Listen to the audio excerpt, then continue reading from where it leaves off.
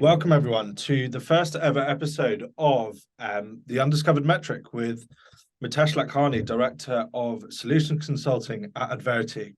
Today, we're going to be talking about Facebook ads and the key metrics you can understand from that. So, Mitesh, over to you. If you could give us a little bit of a background of your career and how you got into data, let's kick off. Sure thing. Thanks, JJ, for the intro. I work as a director of solutions consulting at Adverity. Though my journey in digital marketing began in 2011. So I worked for iProspect, a media agency, in the ad operations role, learning all about sort of display marketing. And I followed up that sort of pathway in my career and headed up an ad ops team over at MEC before trying my hand in the social and biddable team. And that's where I got my hands on Facebook, as well as some other mainstream social platforms. From then, I suppose that's where I made the jump into data directly as well, looking at kind of the holistic digital marketing landscape. And I worked as a data director on the BMW and Fidelity International accounts, and that's where I kind of really fell in love with following the numbers, so to speak. And then after sort of ending my 5-year journey with MEC/Wavemaker, I worked as a director of operations for a mobile marketing company called Time One Mobile, and that led me to what I have to say is the best job I've ever worked in, working at Adverity as a solutions consultant initially, and now as a director of the solutions consulting team, leading a team of 6. And the key part of that role is to provide strategic direction to the business based on the topic in question, the data, as well as obviously looking after my team and managing their projects as well. Outside of the workplace, to get to know me a little more, I'm a huge football fan and follow Arsenal avidly, as JJ you'll know well. I love the sport so much that not only do I play in my spare time, but I write about the Arsenal as well. And the majority of my articles are centered around what really fuels my career pathway as well, which is data. It's a big reason as to why my day-to-day role actually contains data as well in such a big way. It's something that I guess courses through both my personal and professional life. So that's a little about me. Thank you. So let's get into the heart of Facebook ads. And I know when we've spoken offline, there are a number of different metrics that people can look at, but what are the sort of key things that people should be looking at on a regular basis, and some things that maybe they shouldn't spend as much of their attention on as others? Well, I like that question, but I think we have to take a couple of steps back before we think about answering it, I think. So if we talk about Facebook as a platform in and of itself, first off, I think it's the first step that any digital marketer makes on their social journey when they're trying to advertise their products. It's the 3rd most visited website in the world. Almost 40% of the world use Facebook, and it's been used as a platform to even win elections. So it holds a lot of power as a starting base for advertising, without doubt. I think the reason it's so pivotal, is because, again, I'm going to chuck some stats and data at you, but 70% of the internet users at least use one form of Meta as a platform. So meaning that cross-targeting possibilities are super high. You know, a lot of people use WhatsApp, a lot of people use Facebook, a lot of people use Instagram, and there's a lot of weight, again, that sits behind one platform. And so there's a added kind of layer of data that's coming in from not just Facebook, a couple of other platforms as well, which gives it so much weight. And again, viewing things like stories and video content has become so habitual now across all of those platforms. They're the ones that carry, I guess, the metrics that carry the most interest, and it's not necessarily engagement rate and views, which has traditionally always been really, really strong to look at within Facebook, but the length of the view becomes more and more prominent with time. And so that's where I would land as an answer to what metrics we should be looking at. But also, I think the context of why Facebook is a good place to start your digital marketing journey as an advertiser is important to understand as well. Correct me if I'm wrong, you mentioned this to me when we started talking about this topic, but Facebook measure a view as 2 seconds in your home feed, isn't it? So actually, you could say that someone's seen their ad, but actually they've seen 2 seconds of it and not seen any of the brand awareness. That's exactly right. So there are a lot of, I guess, for want of a better term, ghost metrics that people, or vanity metrics, I think is the best term, that people pay a lot of attention to, or traditionally paid a lot more attention to. I don't want to name the client here, of course, but on a historic account that I came across in my time in the agency world, there was so much emphasis based upon paying out for the engagement rate that Facebook was portraying. Budget decisions were being made upon this data, when in reality, if we look at the average sort of across the industry, according to a Hootsuite report, the average engagement rate for a post is around 2.62%, and in my agency days it was sat somewhere between 2 and 3%. And so that's kind of where the reality of any kind of metric across most social channels lives, in terms of engagement with an ad post. But the numbers that we were obtaining from Facebook directly were sort of the 15, 17, and 20% in terms of engagement rate, which was not necessarily as accurate as it could have been. So it's very important to understand metrics and what they actually mean, the real value that they provide, I think is super important. And what sort of questions can people be asking to question those sort of metrics a little bit, to make sure that they're getting the right insights from the data? And then what, to follow on from that, what are the questions that the data is actually answering for them? Is that something that they need to predetermine, or? Well, sometimes it's like writing a hypothesis to prove something, a hypothesis specifically to prove something that you want to prove before you've carried out any of the data. You want it to kind of fit what your agenda might be. But taking it a step back again, I think Facebook has notoriously been the go-to for the majority of social budgets, and because it's just where the audience is, as I mentioned earlier. It's shifting, of course, as newer platforms gain more popularity and a more solidified user base. But at the heart of any platform is eking out behind eking out the meaning behind the activity. So the data points that kind of come to mind are answering sort of the tougher business questions. So how powerful can it be when you see it firsthand, when you're talking about engagement as a metric? I've seen, like I said, clients take on board the face value metrics that Facebook present, but rather than using more data accurate and algorithmically qualified versions of the same data, but budgets for the following month, quarter, and year need securing. And so it's kind of a self-defeating cycle. And the idea, I think, that's happening in the last sort of 12 to 18 months for sure, is, if not a little bit longer, has been that people are trying to look after where the value comes from the budget that they spend. And I know this is a really long-winded way of getting there, but if the data and the numbers that are followed in a more efficient and targeted way to achieve the objectives, if those old cycles and patterns can be broken a little bit, that's where the real answers will come from the data. So what I mean by that is, if we really are independent in the way that we look at that engagement rate metric, for example, and trust our data and client teams to give us those answers without the shift or the common practice of just securing the next budget, is obviously a risky place to be, and it's quite a scary place to be, because you don't want your budget to be taken away. But the people that are making those budget decisions are becoming younger and becoming a bit more tech savvy, so to speak, and that is going to lead to them actually looking and digging into that vanity metric a little bit more. And so if we as advertisers or the helpers of advertisers can actually be forthcoming with that data and provide a more accurate engagement rate, for example, the 2.62% that I mentioned earlier with the advertising that we're running, we might get more honest budgets allocated to what we're trying to achieve.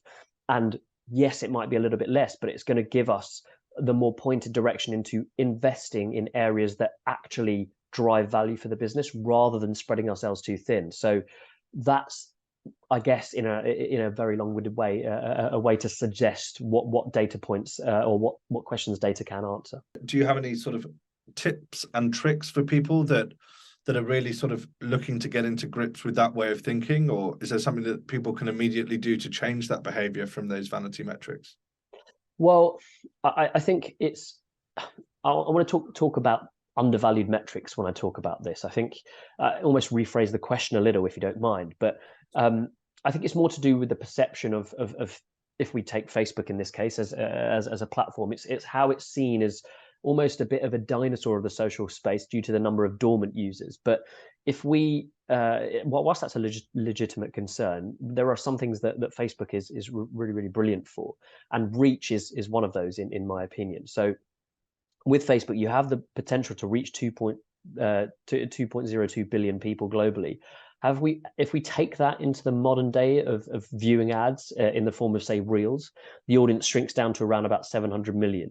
And my point is, it's the perfect place to build the foundations of your ad strategy, because you realize and figure out who your core audience is.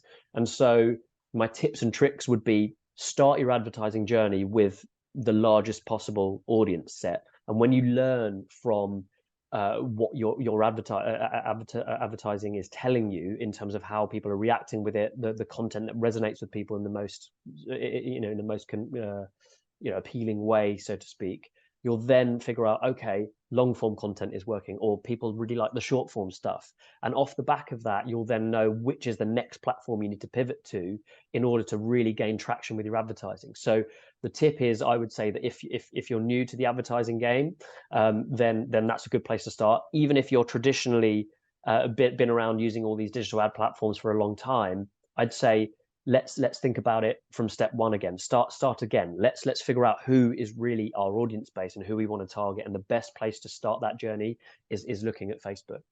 Just to flip that round, is that one of the common mistakes that people make, is trying to be too specified and too narrow focused from the outset, and then saying, oh, my ad budget's not working, or we're not reaching the people and getting the results that we're looking for? Exactly that. I mean, don't necessarily believe the numbers that appear in front of you at face value. Excuse the very unintended pun, but Facebook will tell you, like we've discussed, your engagement rate is through the roof. However, according to the reports that we kind of discussed earlier, the average is between 2 and 3%. And so I think it's really about not just trusting, scrutinizing the numbers that are in front of you in the right way, not necessarily just suit the agenda of securing the budget. That's got to be the sort of the underlying foundation of how we judge the numbers here. The native platform itself, no matter which platform we're looking at, is going to give you a more inflated version of what your numbers are really telling you. And it's our job to question that a little bit. So maybe coming up with a formula of your own to really understand the value of the ad placements before redistributing the budgets is the right approach. And do you think that a lot of people that are starting this journey, and again, another little mistake is expecting instantaneous results? They see these numbers of 2.02 billion or 700 million on Reels and then go, well, I haven't got 1 million people coming to my website in the first 3 weeks, but you're saying all these numbers are there. Is that a common practice that you see with people, or is that sort of? For sure, especially the ones that are the budget holders, because they'll invest 50, 60, 100k into a quarter or a month for a particular campaign, and if that campaign doesn't land, then the immediate reaction is to say that, okay, this isn't the space that we need to spend our budget, rather than take the learnings away from that spend and then redistribute that budget more accurately and more efficiently. There are going to be some losses and some painful moments for when you initially invest any budget in any platform, but the real important part there is to realize that doesn't mean to you just completely get rid of the investment. You take those learnings on board and then invest more acutely. It's about really pointing in the right direction rather than a scattergun approach, and that's what this is going to yield in terms of learnings.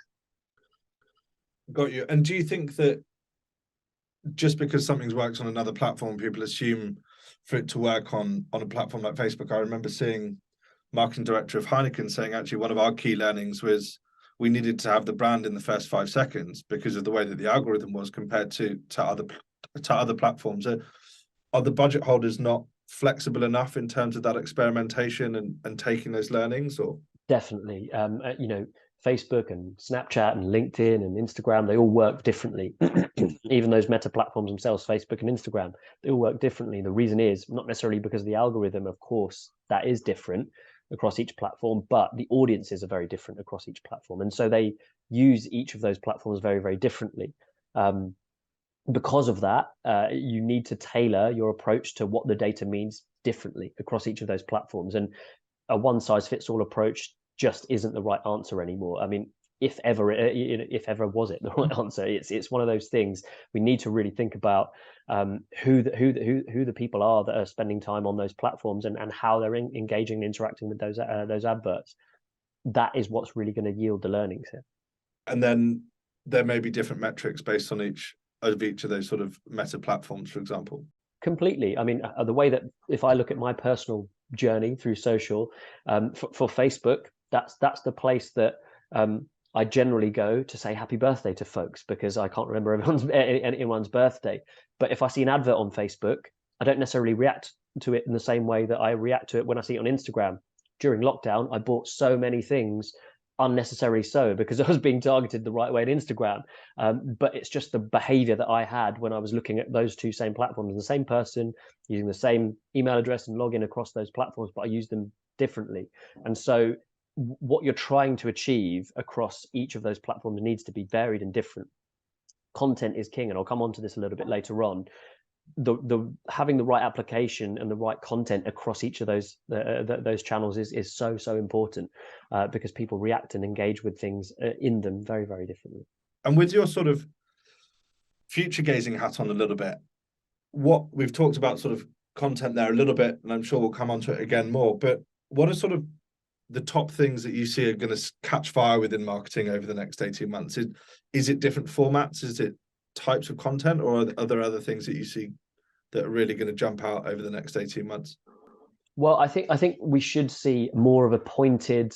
You'll see brands that have picked a platform because they know it works best for them, and they'll stay there. You won't see them across all 4 or 5 platforms that you might necessarily use. I mean, there might be some retargeting going on, of course, but with the deprecation of the third-party cookie, on the horizon, people are going to need to invest their money more carefully and almost pick best-in-class solutions. And so, for me, I think brands who invest their money back into the quality of the product and the content that they trust is going to be something that thrives in this sort of next 12 to 18 months.